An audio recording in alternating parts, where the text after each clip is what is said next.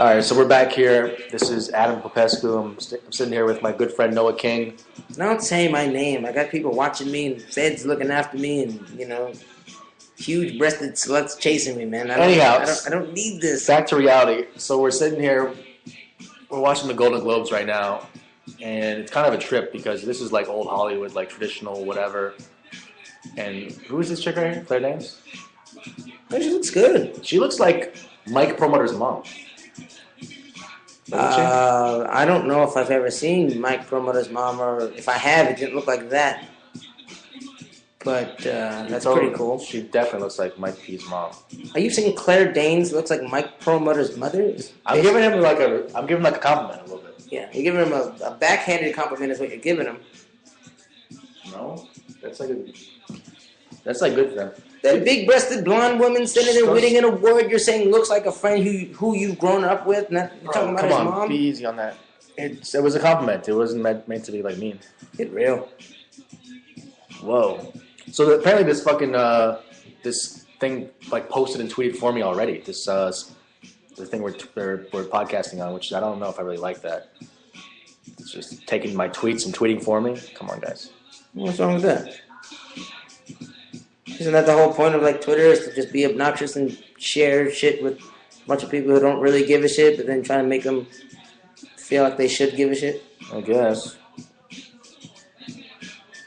Anyhow, like I wasn't planning on watching the Golden Globes tonight, but earlier tonight when I was watching the Laker game and waiting for you to come over, Jodie Foster had a speech about like. I love me some Jodie Foster.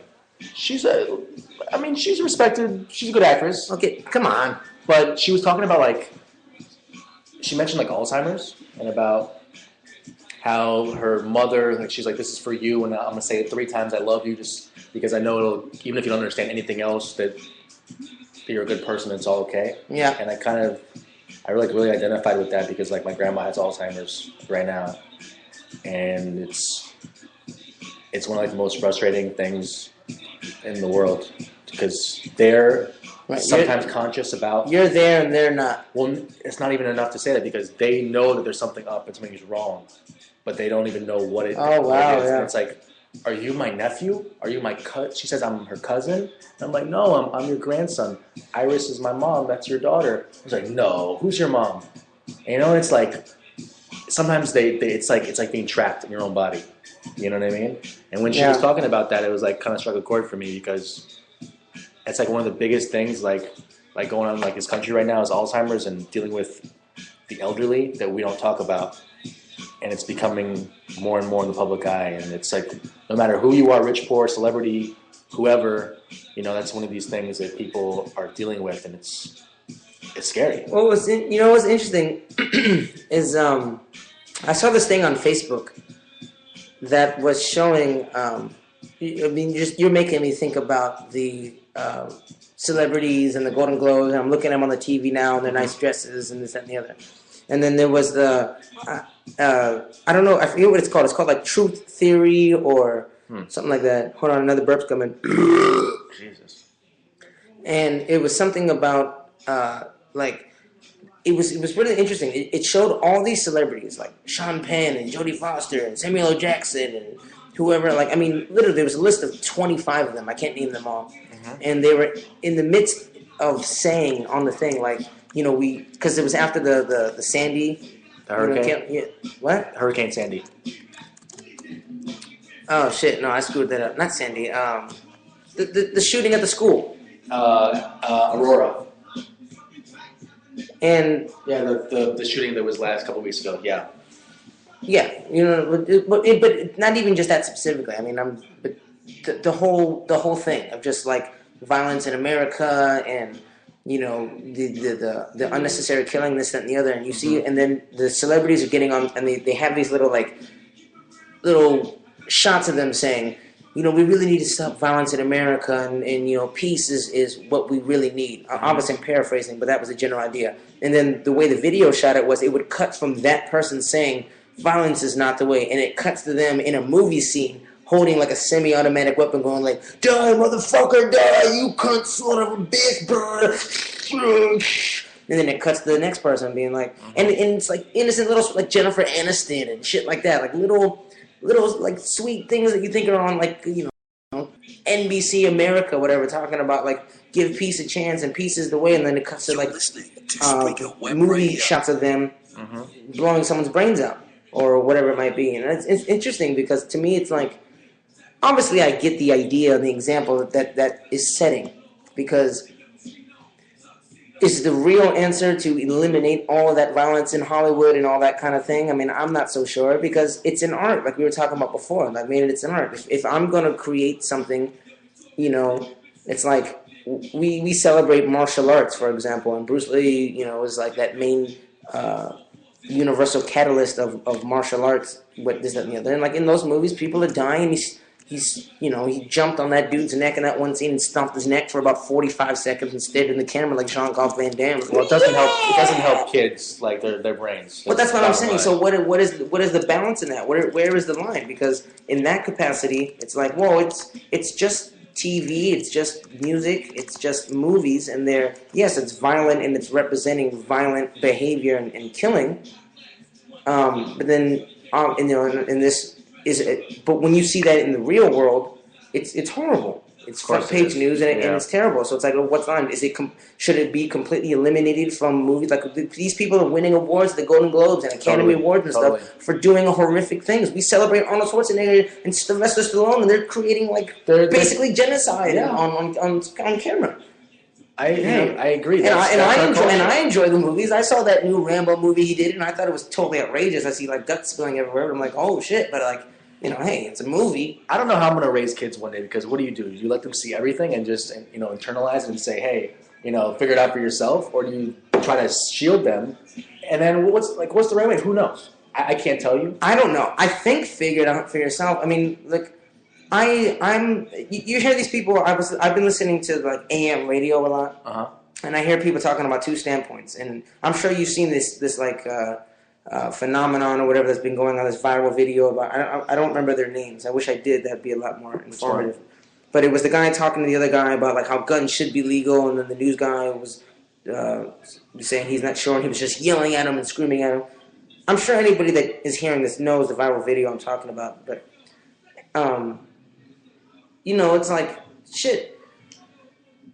It's a very tough thing to say because I agree that no, guns don't kill people. The person kills the people, but without the gun, that person wouldn't have such an easy way to kill somebody. Let's face it. This is one of the most violent countries in the world.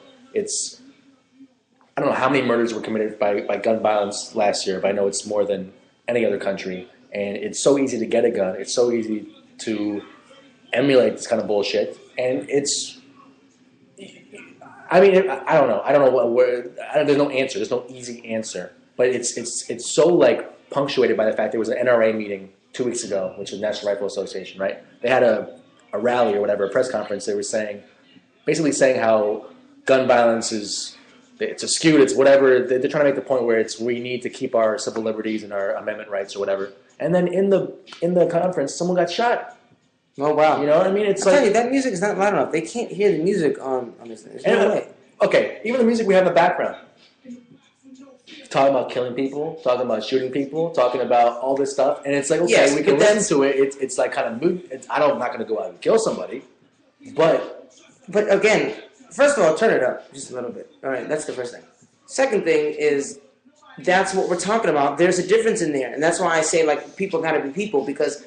Look, if I want to go kill somebody, I'm gonna go and do it. You can find a way. If you've channeled yourself into that level of insanity to that the level where you want to go, then all the rest of it is really out the window.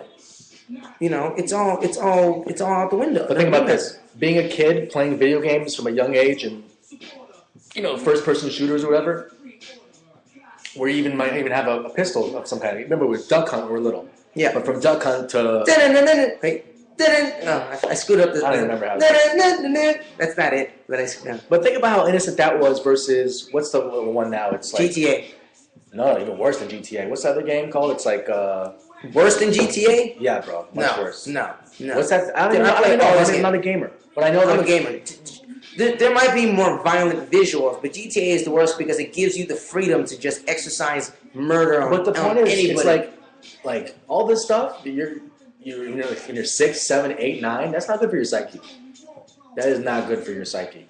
Bottom line. Okay, I see what you're saying. So, what you're saying is that there's a difference between gathering that information in such formative years versus once you're already like in a, you know what's up, what time it is, what's going on, and then 100%. Okay, 100%.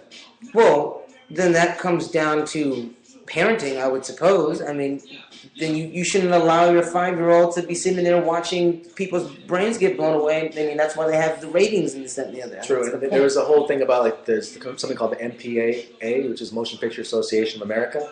And back, way back when, years ago, it used to be much more strict about what you could show. You could show someone being shot, but there was no blood. And then it got to a point where you could, couldn't swear, and then you could swear, all this other stuff. I think there's something to say for that, and I've taken that for granted for sure. I've definitely taken that for granted because I know that if it was my child, I'm, as you know, a pretty outrageous person and a pretty free person, and I don't give two shits about a whole lot in the grand scheme of the rules and stuff. And I see what you're saying with that. Like, if you're 7 years old and you're playing a video game that is showing this, it's putting something in you. Or if you're listening to music that is talking about killing, you don't have the functionality mentally to be able to understand the difference. You're taking it literally. You're taking it. They make it look cool. They make it look like, Right. Well, like, okay, for example, like you're saying the records we listen in the background. These hip-hop records, guys from the hood that have had an underprivileged upbringing and have had to deal with unfortunate circumstances. Which is a stereotype, but yes. Right. I'm speaking in generalities. Right. There are records of that nature, which is personally my type of hip hop music, which I like when there is an honesty in that way. It's like, hey, this is unfortunate. This is what the situation was. This is what I had to deal with, as opposed to just bragging about it, making it seem glorious. Right. However, truth be told, any way it comes, it seems glorious to a youngster because it sounds cool. That's what people want. You know how many times I've gone to the Beverly Center and I see some fucking numbskull just sagging his pants and walking around with some girl with like a tattoo in her neck, and it's like, it's just ridiculous. Yeah, it is, but the cult of celebrity and everyone wants to be famous now, right? Everyone wants to be bigger than. It's not good. It's not good enough to be just a regular person anymore. Hey, I want to be famous. I don't want to be a regular person. I want millions of dollars and huge breasts. I would rather money than fame. I mean, think about real. You sound like Tupac right now. Seriously though, you sound like Tupac right now. Thank you. Well, you're not as handsome, but we'll believe that one alone.